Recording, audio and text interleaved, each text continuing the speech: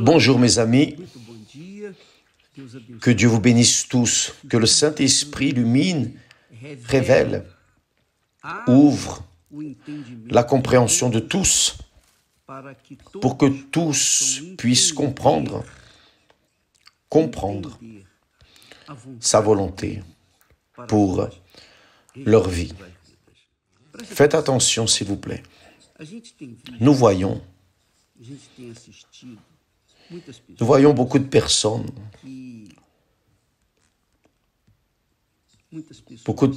qui ont une foi en Dieu, beaucoup de personnes qui sont religieuses, qui sont croyantes, beaucoup de personnes qui fréquentent des églises, des personnes sincères, beaucoup de personnes qui ne vivent pas dans le péché, commettent des péchés, bien sûr. Nous tous, nous commettons des erreurs. Il suffit d'être vivant pour pécher. Mais il y a des personnes qui vivent une vie, disons, correcte, dans la justice, etc. Cependant, la réponse de Dieu dans leur vie semble ne pas correspondre. Parce qu'il y a quelque chose d'erroné. Elles vivent des années sur le fil, mais des années. J'ai vu cela avec mes propres yeux. Nous avons des parents, des êtres chers qui, malgré leur fidélité à l'Église physique, à l'institution, malgré cette fidélité à l'Église, elles ne sont pas converties, elles ne le sont pas. Elles ne le sont pas, pourquoi? Parce que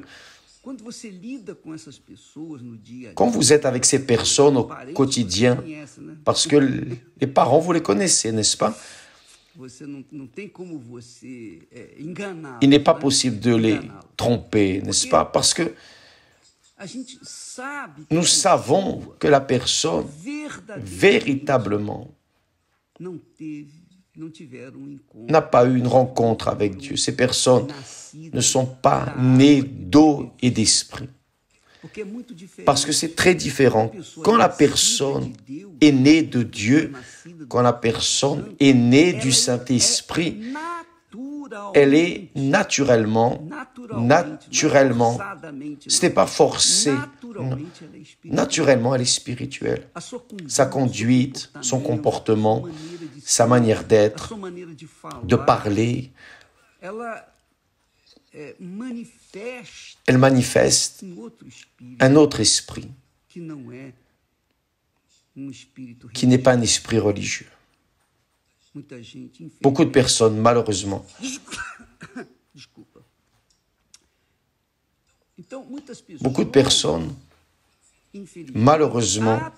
malgré le fait d'être depuis des décennies sur le fil à l'Église, ne sont pas nées de nouveau. Pourquoi?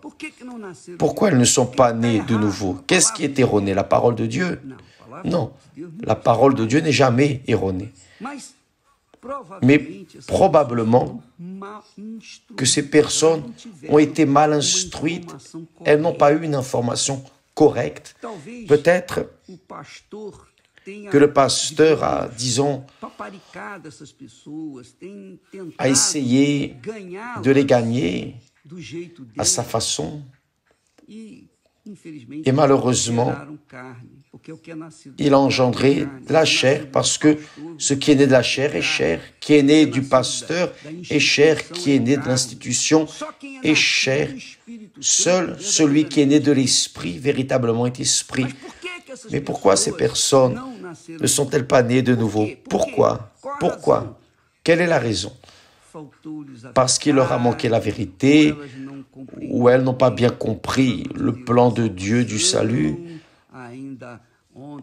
Hier encore, le garçon disait, vous avez dû voir dans les commentaires, l'un d'eux disait, ah, mais je dois être nu, je dois renoncer à ma vie.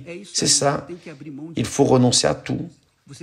Vous devez prioriser la nouvelle naissance, prioriser la naissance de l'eau et du Saint-Esprit, sinon il n'est pas possible d'entrer dans le royaume des cieux. Mais j'aimerais répondre, je vais essayer de répondre à ces personnes qui sont depuis des années, des décennies, des personnes qui sont même plus âgées que moi et qui ne sont pas encore nées de Dieu et qui connaissent la Bible de couverture à couverture, mais ne sont pas nées de Dieu. Et c'est pour cela qu'elles ont une vie sans grâce. Vous savez, une vie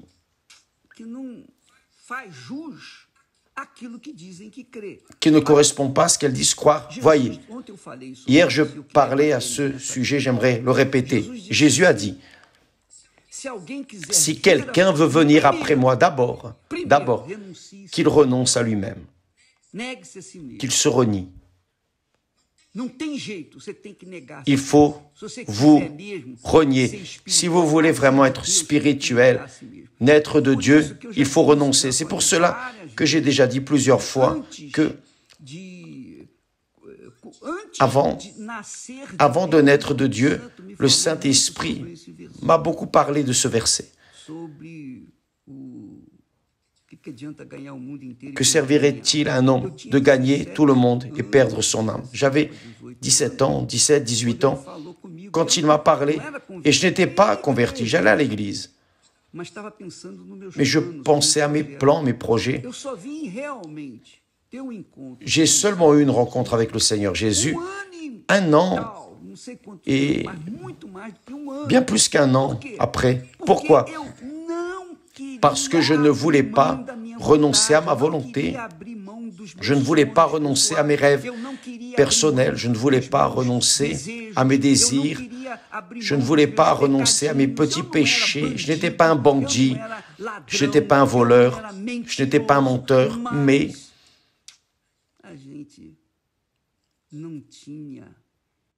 nous n'avions pas le moindre désir de renoncer à notre cœur, parce que notre cœur criait plus fort que la voix de Dieu. Donc, à cause de cette situation, j'ai pris du temps, parce que je n'ai pas renié, j'ai renié Jésus, j'ai renié de lui donner ma vie, je lui ai renié mon cœur, j'ai renié l'autel, j'ai renié le sacrifice. Et je dis de ça comme une expérience personnelle, je reste indigné. Vous savez, quand vous voyez une chose et vous savez que cette chose est erronée et que vous pouvez aider, mais vous êtes limité parce que vous n'êtes pas Dieu, vous n'êtes pas le Saint-Esprit, vous pouvez parler, mais seul le Saint-Esprit peut convaincre, c'est la réalité. Et si le Saint-Esprit ne vous convainc pas, je ne suis pas là pour convaincre qui que ce soit. J'annonce l'Évangile, j'enseigne la parole de Dieu. Et le reste, le Saint-Esprit le fera. Alors, il dit, si quelqu'un veut venir après moi, qu'il renonce à lui-même. Renonce. Vous devez dire non à vous-même, non à votre futur, non à vos rêves personnels, à tout, à votre père, à votre mère, vos enfants, votre épouse, votre mari, non au monde, non à tout le monde, non à vous-même. D'abord, vous devez faire ça. Si ça n'arrive pas, vous n'allez pas prendre votre croix. Et si vous ne prenez pas votre croix, vous ne pourrez pas suivre Jésus. Donc nous voyons ici qu'il y a un sacrifice initial pour que Dieu envoie son Fils Jésus. Le seul Fils qu'il avait était Jésus. Pour envoyer son Fils unique à ce monde, il a dû sacrifier sa volonté. Il a dû sacrifier sa volonté. Jésus, là au Gethsémani, avant d'être prisonnier, jugé et assassiné, il a dit, « Mon âme est profondément triste jusqu'à la mort. » Ça veut dire, il a senti dans la peau, il a senti dans l'âme la douleur de la séparation du Père et du Saint-Esprit pour pouvoir être mon sauveur, pour pouvoir donner sa vie. Il a dû renoncer à lui-même. S'il a dû renoncer à lui-même, lui seul peut dire, si quelqu'un veut venir après moi, qu'il renonce à lui-même. Donc, mes amis, ce que je vous dis dépend de vous. Vous seul pouvez prendre la décision. Vous êtes peut-être une personne fidèle dans les dîmes, parce qu'être fidèle dans les dîmes et dans les offrandes, c'est le minimum, c'est rien. C'est quoi? Prendre la première 10e partie et la mettre sur l'autel. Vous restez avec 90%, sauf que pour avoir vos 90%, vous avez dû recevoir les 100% et rendre les premiers 10%. Et si vous avez reçu, c'est parce que Dieu vous a donné les conditions de recevoir. Et là, vous dites, et là, l'incrédule vient, le possédé, et dit, ah, mais si je ne travaille pas, on va voir si Dieu me donne. Mais bien sûr, Dieu vous a donné les mains pourquoi? Pour vous gratter? Vous êtes un singe pour vous gratter? Non.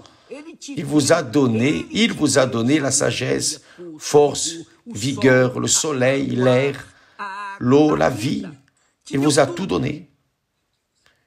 Et ce que vous rendez, c'est seulement un 10e. Mais pas pour lui, il n'a pas besoin d'argent. Il n'a besoin de rien, parce qu'il est déjà parfait, complet. Mais c'est pour que vous veniez le reconnaître comme Seigneur de votre vie. Alors, s'il n'y a pas un sacrifice de votre ego, de votre cœur, il n'y a pas d'affaire, il n'y a pas de salut. Vous devez sacrifier. Si Dieu a dû renoncer à son Fils pour nous sauver, il a dû sacrifier. Pourquoi ne dois-je pas sacrifier?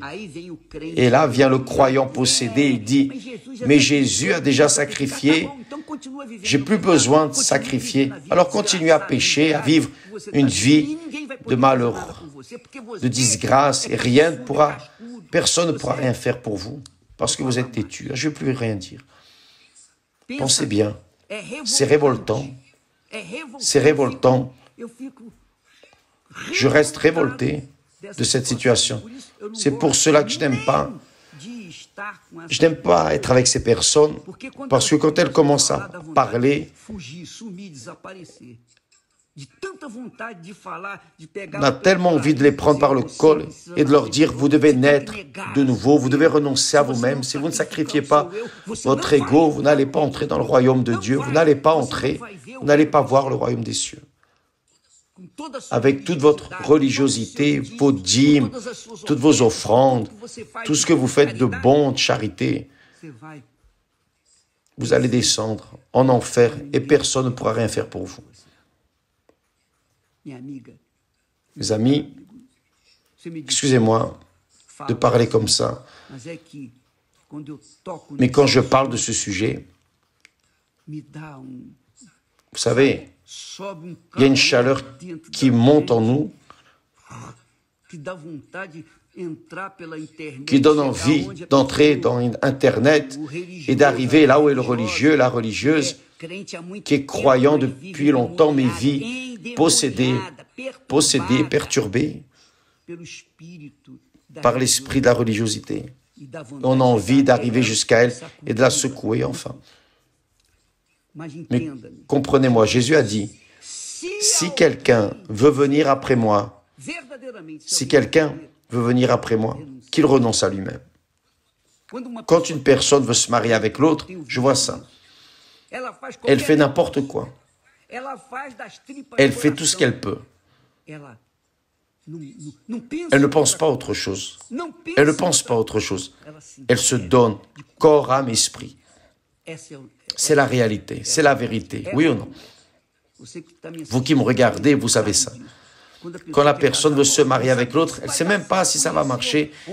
Ils se sont connus hier, ils veulent se marier aujourd'hui. Ils se sont connus par Internet, mais veulent déjà se marier. Alors, elle ne mesure pas les efforts, le sacrifice. Elle fait tout ce qui est possible. Parfois, la personne sort d'un état, va vers un autre état, sort d'un pays, va vers un autre pays pour se marier avec une personne qu'elle a connue par Internet. Et elle suit les mots de l'autre personne. Et elle fait tout le sacrifice. Elle livre tout, esprit, âme et corps à l'autre personne. Mais quand on parle de Jésus, les personnes restent